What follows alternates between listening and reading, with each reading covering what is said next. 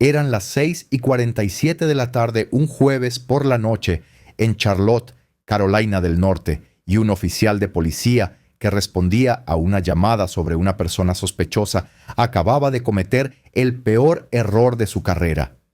La interacción le costaría su empleo, a su departamento más de $300,000 y se convertiría en un momento de enseñanza viral sobre el perfil racial y la Cuarta Enmienda. La grabación de la cámara corporal sería reproducida en tribunales, academias de policía y seminarios de derechos civiles en todo el país. Lo que el oficial Ethan Caldwell no sabía cuando llegó a esa casa en Elwood Avenue era que la mujer parada en el porche no era una residente cualquiera.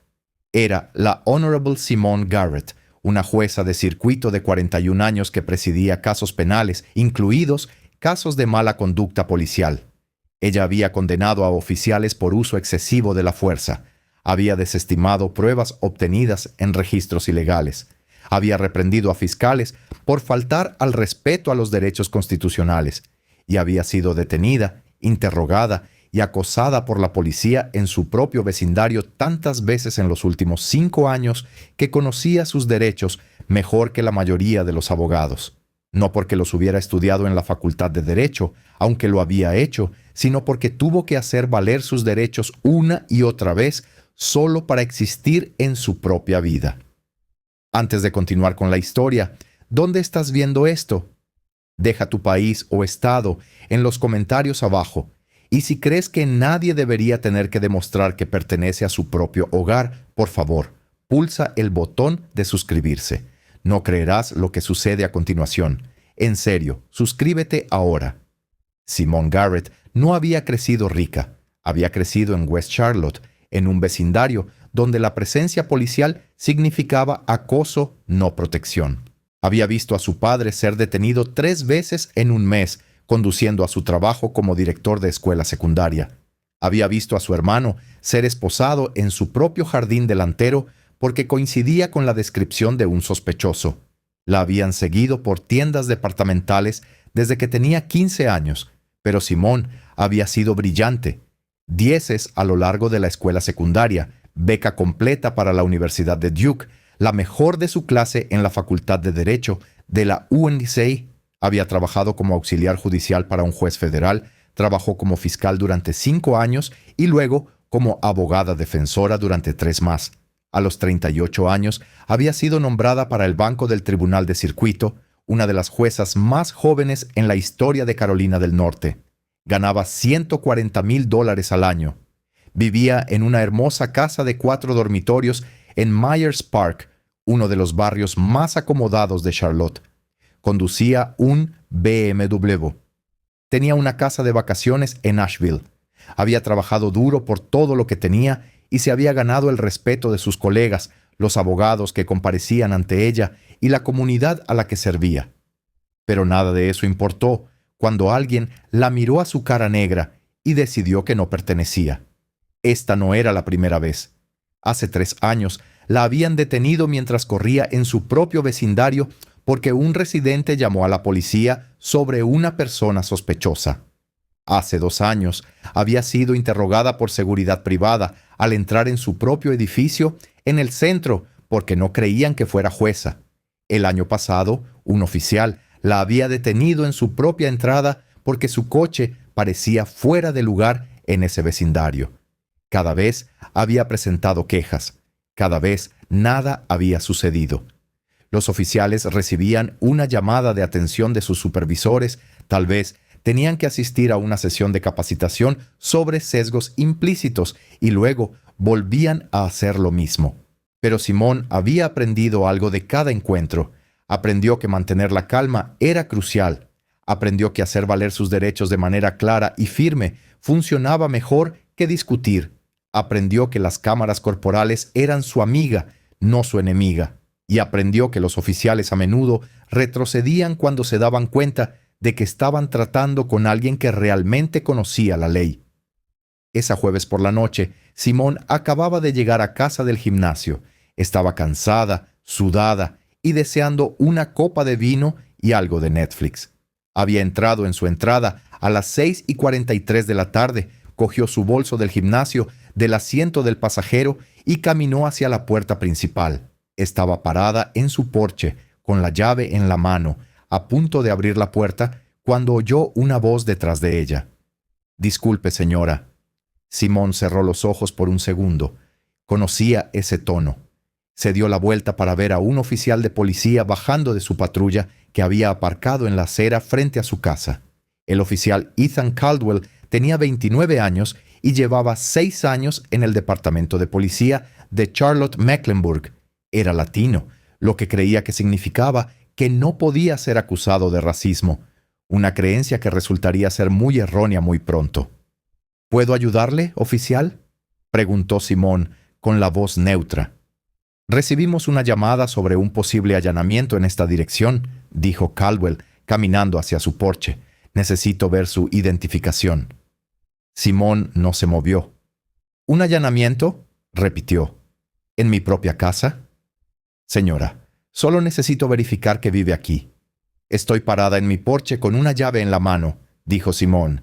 «¿Qué sugiere exactamente sobre esta situación que pueda ser un allanamiento?». La mano de Caldwell se movió hacia su cinturón. La llamada describe a alguien intentando entrar en la casa. «Necesito despejar la llamada». «Identificación». «Por favor, oficial, déjeme ser muy clara. Estoy en mi propia propiedad. No he cometido ningún delito. Usted no tiene sospecha razonable para detenerme y no tiene autoridad para exigir mi identificación. El hecho de que sea una mujer negra en un vecindario acomodado no constituye sospecha razonable».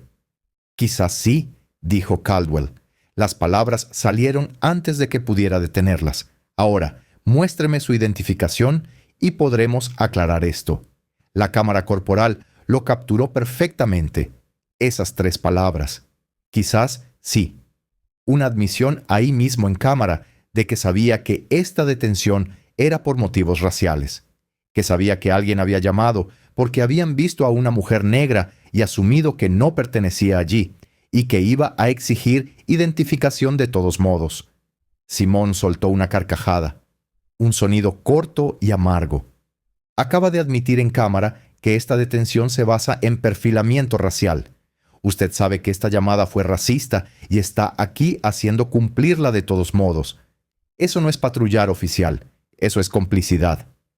«Solo estoy haciendo mi trabajo», dijo Caldwell, su voz volviéndose más dura. «Su trabajo es defender la Constitución», replicó Simón. «Ahora mismo la está violando. Ha respondido a una llamada. Puede ver que claramente pertenezco aquí. Tengo una llave. Estoy en mi porche.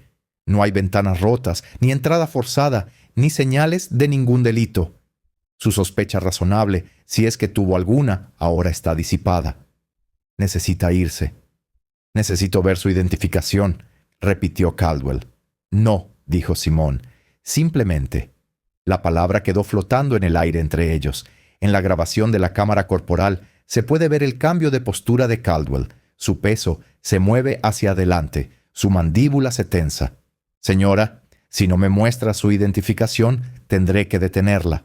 «¿Con qué fundamento?», preguntó Simón. «Articule su sospecha razonable». ¿Qué hechos específicos y articulables sugieren que he cometido un delito? Se niega a cooperar con una investigación policial.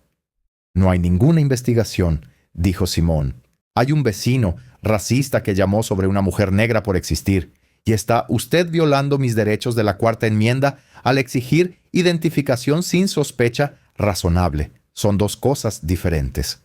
Caldwell dio un paso más hacia el porche. «Señora, le estoy dando una oportunidad más, y le estoy dando una», dijo Simón, su voz todavía tranquila, pero había un trasfondo de furia.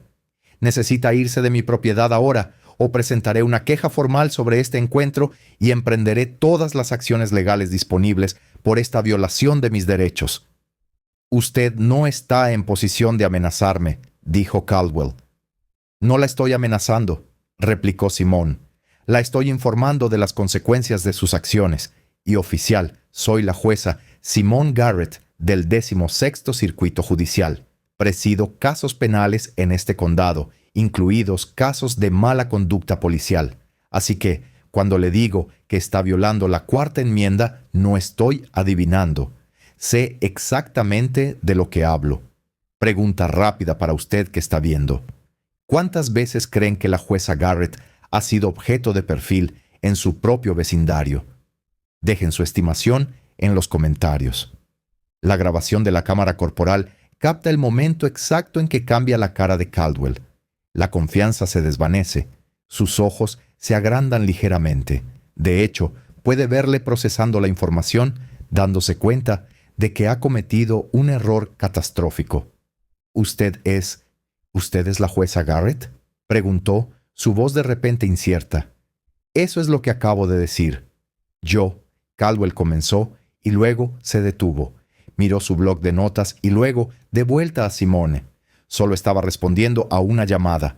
«Usted respondió», dijo Simone, «y ahora se va, a menos que tenga una orden judicial o circunstancias apremiantes que no tiene.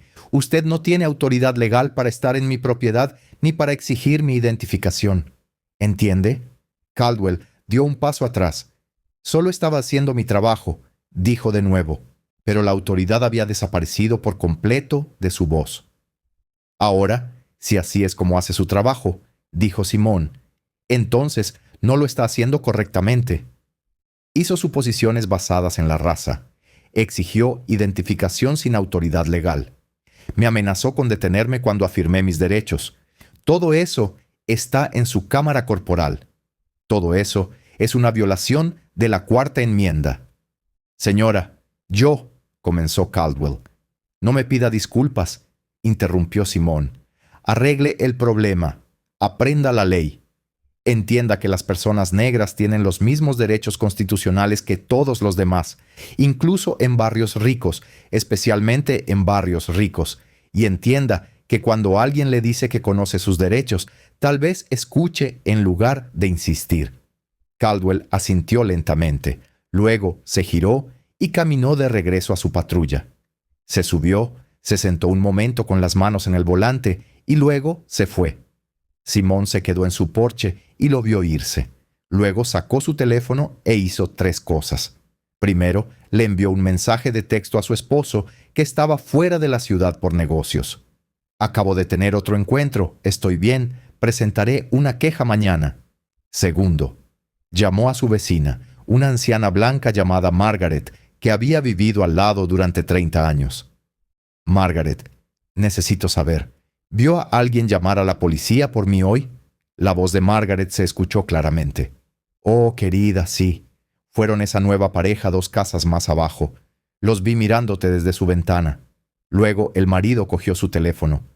«Estaba a punto de ir a decirles que usted vive allí, pero la policía llegó tan rápido». «Gracias por decírmelo», dijo Simone. «Te lo agradezco». Tercero, llamó a la línea no de emergencia del CMPD y solicitó un formulario de queja formal y todas las grabaciones de la cámara corporal de la interacción. La voz del despachador era profesional y distante. «¿Puedo tener el nombre y número de placa del oficial?». «Oficial Caldwell, número de placa 5847», dijo Simone. Se había asegurado de verlo cuando él estaba parado en su césped. «¿Y su nombre?». «Jueza Simone Garrett», dijo Simone, y oyó una pequeña pausa al otro lado de la línea antes de que la voz del despachador regresara un poco más aguda. «Sí, señora. Tendré esos materiales listos para usted mañana». Simone entró en su casa, finalmente abriendo la puerta que había estado intentando abrir 20 minutos antes. Se sirvió esa copa de vino. Se sentó a la mesa de su cocina y empezó a escribir. El documento que produjo no era un simple formulario de queja, era un análisis legal detallado de cada violación constitucional que había ocurrido durante el encuentro. Incluyó el lenguaje específico de Terry v. Ohio sobre la sospecha razonable. Citó casos sobre perfilamiento racial. Hizo referencia a las propias políticas del CMPD sobre cuándo los oficiales pueden exigir identificación. También hizo algo más. Solicitó las grabaciones del timbre ring de su vecino. La pareja que había llamado a la policía tenía un timbre ring que captaba su jardín delantero y parte de la entrada de Simone. Según las leyes de grabación de Carolina del Norte, tenía derecho a cualquier grabación que la mostrara. Cuando recibió la grabación 2 días después, Fue demoledora. La mostraba entrando en su propia entrada, bajando de su propio coche con su bolso del gimnasio, caminando hacia su propia puerta principal. Mostraba al vecino, un hombre blanco de unos 30 años, mirándola desde su ventana. Lo mostraba sacando su teléfono y tenía audio. Le decía a su esposa: «No la reconozco, definitivamente está intentando entrar, llamaré a la policía». La voz de su esposa: «¿Estás seguro? Quizás ella vive allí». Él: «No en este vecindario. Confía en mí». 4 palabras. No en este vecindario.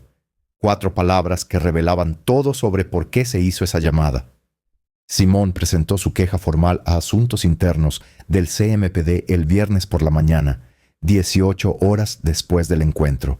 Adjuntó las grabaciones de la cámara corporal, las grabaciones del timbre ring y su análisis legal de 12 páginas. También envió copias a la NEACP, a la ACLU y a un abogado local de derechos civiles llamado James Richardson, que había demandado con éxito al CMPD 3 veces por perfilamiento racial. La queja aterrizó en el escritorio del capitán Andrea Hayes, que llevaba 8 años en asuntos internos. Cuando vio el nombre de la jueza Garrett en la queja, supo de inmediato que esto iba a ser un problema. Cuando vio la grabación de la cámara corporal, supo que iba a ser un desastre. El capitán Hayes revisó el expediente de Caldwell. 6 años en el cuerpo, sin quejas previas, historial limpio, al menos en el papel. Pero cuando miró los datos de sus paradas, apareció algo interesante. En los últimos 2 años, Caldwell había iniciado 87 paradas o controles de bienestar en barrios acomodados. De esas 87 paradas, 71 involucraban a personas de color. Esa era una tasa del 82% en vecindarios donde la población minoritaria era inferior al 15%. El patrón era indiscutible una vez que alguien lo miraba realmente. Hayes llamó a Caldwell a su oficina el lunes por la mañana, 4 días después del encuentro. No perdió el tiempo con cortesías. «Oficial Caldwell», dijo, «hábleme sobre el incidente en Elmwood Avenue el jueves por la noche». Caldwell se movió en su silla. Respondía a una llamada sobre un posible allanamiento. «Cuando llegué, había una mujer en el porche. Pedí identificación para verificar que vivía allí». «¿Y le mostró identificación?» «No», se negó. «¿Por qué cree que se negó?» «Dijo que estaba violando sus derechos», dijo Caldwell. Afirmó que no tenía sospecha razonable. ¿Tenía usted sospecha razonable? La pausa fue demasiado larga. «Estaba respondiendo a una llamada», dijo Caldwell finalmente. «Eso no es lo mismo», respondió Hayes. La llamada le dio motivo para investigar, pero cuando llegó y vio a alguien con una llave en su propio porche, sin signos de entrada forzada o actividad criminal, tenía hechos específicos y articulables que sugirieran un delito. «Ella no me mostraría identificación», dijo Caldwell. «Eso es sospechoso». O Hayes dijo que estaba haciendo valer sus derechos de la Cuarta Enmienda, algo que está permitido. De hecho, algo que una jueza de circuito está muy cualificada para hacer. «No sabía que era jueza», protestó Caldwell. «Ese no es el punto», dijo Hayes bruscamente. «Ella no tendría que ser jueza para que se respeten sus derechos, pero permítame preguntarle esto. ¿Cree que le habría exigido identificación a una mujer blanca parada en el mismo porche con una llave en la mano?» La cara de Caldwell se sonrojó. Sí, lo habría hecho. ¿Usted?» Hayes abrió una carpeta sobre su escritorio, porque he estado mirando sus datos de paradas. En los últimos 2 años ha iniciado 87 paradas en vecindarios acomodados. El 82% de esas paradas involucran a personas de color en vecindarios que son un 85% blancos. ¿Puede explicar ese patrón? Silencio. Y aquí está lo que hace que este caso sea particularmente condenatorio, continuó Hayes, inclinándose hacia adelante. En su cámara corporal, cuando la jueza Garrett le dijo que ser una mujer negra en un vecindario acomodado no constituye sospecha razonable, usted dijo, y cito, «quizás sí». Admitió en cámara que sabía que esta parada estaba motivada racialmente. Reconoció el sesgo y procedió de todos modos. ¿Entiende cómo se verá eso en un tribunal? La cara de Caldwell se puso pálida.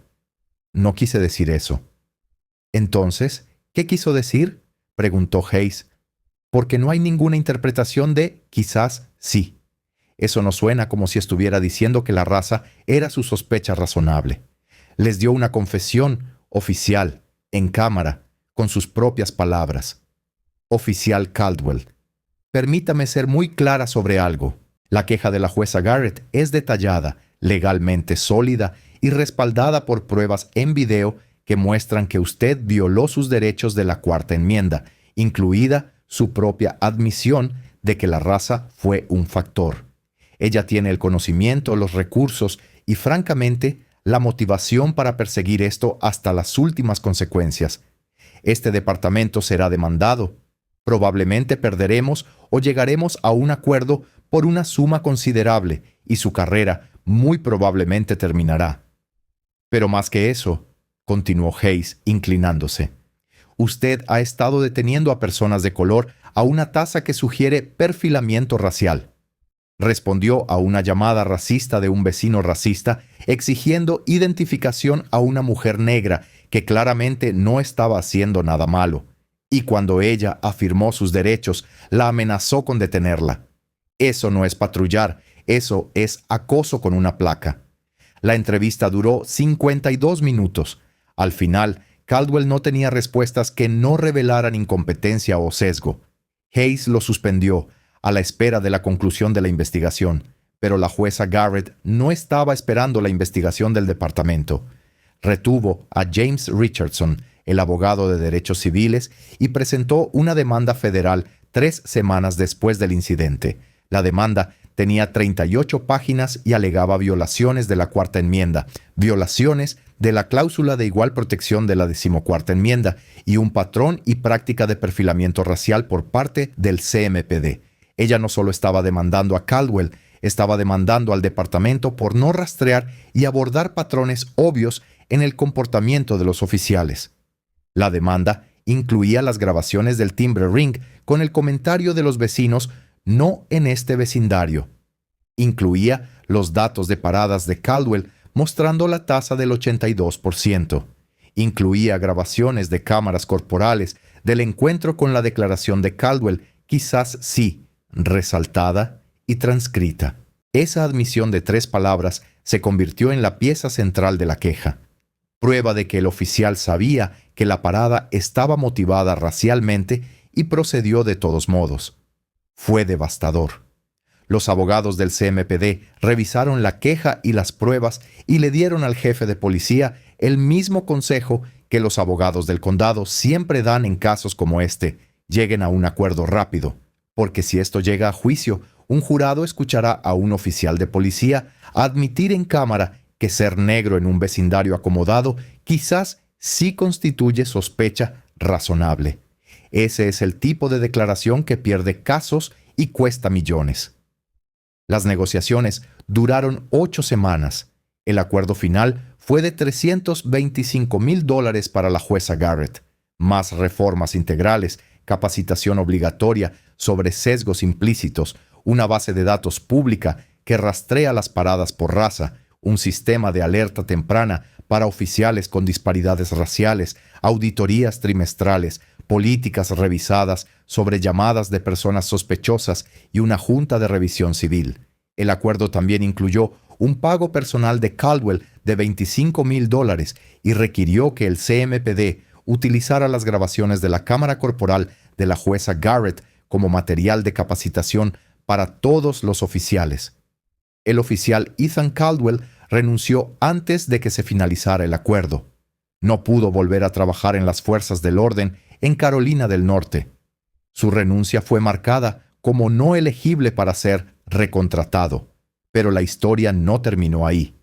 La jueza Garrett tomó el dinero del acuerdo y donó $250,000 para establecer un fondo de defensa legal para residentes negros que no podían pagar abogados cuando sus derechos eran violados. El resto lo destinó a la cuenta universitaria de su hija y se llevó a su familia a unas vacaciones muy esperadas. La grabación de la cámara corporal se hizo viral 2 semanas después del acuerdo. En el plazo de 3 días, había sido vista más de 15 millones de veces. Los comentarios se llenaron de personas que compartían vivencias similares y de aquellos que habían aprendido algo nuevo. La frase de Caldwell, quizás si lo haga, les causó conmoción. Esa admisión casual de que sabía exactamente lo que estaba haciendo. La frase de 3 palabras, quizás sí lo haga, se convirtió en un hashtag. Se convirtió en una forma abreviada del racismo casual que los afroamericanos enfrentan a diario. El video se convirtió en material de visionado obligatorio en las academias de policía de 23 estados. Las sesiones de formación se centraron específicamente en la declaración de Caldwell, quizás sí lo haga, enseñando a los agentes sobre los sesgos implícitos y qué no decir, pensar o hacer. ¿Creen que la jueza Garrett debió pasar por múltiples incidentes antes de presentar una demanda? Déjenmelo saber en los comentarios. La jueza Garrett concedió exactamente 3 entrevistas sobre el incidente. La primera fue a una cadena de noticias local de Charlotte, donde explicó de manera clara y serena lo sucedido y por qué era importante. La segunda fue a NPR, donde habló sobre el patrón más amplio de incidentes de vivir siendo negro que enfrentan los afroamericanos profesionales. La tercera fue a un podcast legal dirigido a estudiantes de derecho, donde discutió la intersección de raza, clase y derechos constitucionales. En cada entrevista se mostró mesurada y profesional. No expresó ira, aunque cualquiera que la viera sabía que la ira estaba presente, ganada a través de años de ser tratada como una criminal en su propia vida. No atacó personalmente a Caldwell, aunque dejó claro que sus acciones eran inaceptables, pero también dijo algo en la entrevista de NPR que se volvió viral por derecho propio. No debería tener que ser jueza para que mis derechos importen. No debería tener que citar casos de la Corte Suprema para que un oficial me deje en paz en mi propio porche. La Constitución se aplica a todos, no solo a personas con títulos en derecho y salarios de 6 cifras. El hecho de que tuviera que usar mi posición, mi conocimiento y mis recursos para obtener justicia solo resalta lo imposible que es para las personas sin esas ventajas. Esa cita se compartió cientos de miles de veces, se imprimió en pancartas de protesta, se citó en trabajos académicos sobre perfilamiento racial. Se convirtió en un grito de guerra para los defensores de la reforma de la justicia penal. Los vecinos que habían llamado a la policía se mudaron 6 meses después del incidente. Nunca se disculparon. Margaret, la vecina que lo había presenciado todo, se convirtió en una de las amigas más cercanas de la jueza Garrett y organizó una reunión vecinal sobre perfilamiento racial. El CMPD implementó todas las reformas exigidas por el acuerdo. La base de datos pública de datos de detenciones se convirtió en una poderosa herramienta de rendición de cuentas. El sistema de alerta temprana identificó a 14 oficiales en el primer año que mostraron patrones similares a los de Caldwell. Los 14 tuvieron que someterse a capacitación adicional. La Junta de Revisión Civil escuchó 127 quejas en su primer año y encontró mérito en 43 de ellas. La jueza Garrett continuó su trabajo en el banquillo con la misma justicia y rigor que siempre había mostrado. Los oficiales que comparecieron en su juzgado sabían quién era, sabían lo que le había sucedido y sabían que tenía tolerancia cero para las violaciones constitucionales. 3 años después del incidente, la jueza Garrett fue invitada a hablar en una conferencia nacional sobre justicia racial y policía. Se paró en un escenario frente a 2,000 personas y contó su historia. Y luego dijo algo que hizo que la sala se pusiera de pie. Cada persona negra en Estados Unidos tiene una historia como la mía. Cada una. Hemos sido seguidos en tiendas, detenidos en coches, interrogados en nuestros vecindarios, tratados como criminales hasta que demostramos lo contrario. La diferencia es que yo tenía el conocimiento, los recursos y la posición para defenderme. La mayoría de la gente no. La Constitución protege a todos, no solo a personas como yo que pueden permitirse demandar. Necesitamos construir sistemas que protejan a todos, especialmente a aquellos que no pueden protegerse a sí mismos. El aplauso cerrado duró 4 minutos. De vuelta en Charlotte, los cambios continuaron. Las llamadas por personas sospechosas en vecindarios de altos ingresos disminuyeron un 40% en los 2 años posteriores al acuerdo. La grabación del timbre de Ring de la vecina diciendo «no en este vecindario» se convirtió en parte de la capacitación del CMPD sobre sesgos implícitos. El oficial Caldwell nunca volvió a trabajar en fuerzas del orden. Se mudó a otro estado y consiguió un trabajo en seguridad privada. Él le dice a la gente que fue despedido por motivos políticos. No reconoce que violó los derechos constitucionales de alguien. Algunos sintieron que las consecuencias fueron demasiado duras. Una carrera terminada, $325,000 pagados, todo por 11 minutos. Pero otros entendieron que no se trataba de 11 minutos. Se trataba de 87 detenciones con una tasa de sesgo del 82%. Se trataba de un sistema que había permitido que ese patrón continuara durante años sin intervención. El Fondo de Defensa Legal que estableció la jueza Garrett ha ayudado a 47 personas en 3 años. Personas que fueron detenidas sin causa, registradas sin consentimiento o arrestadas sin causa probable. Personas que merecen justicia tanto como cualquier otra. Cada caso envió un mensaje. Tus derechos importan incluso si no eres juez. Incluso si no puedes citar casos de la Corte Suprema, tus derechos importan porque eres un ser humano protegido por la Constitución. Esa tarde de jueves a las 6:47 p.m., el oficial Caldwell pensó que estaba respondiendo a una llamada de rutina. Pensó que su placa le daba autoridad para exigir explicaciones a quien quisiera. Se equivocaba. Lo que sucedió, en cambio, fue una lección sobre derechos constitucionales, perfilamiento racial y el poder del conocimiento. Una lección que le costó su carrera y creó un cambio duradero en cómo operaba la fuerza policial de toda una ciudad.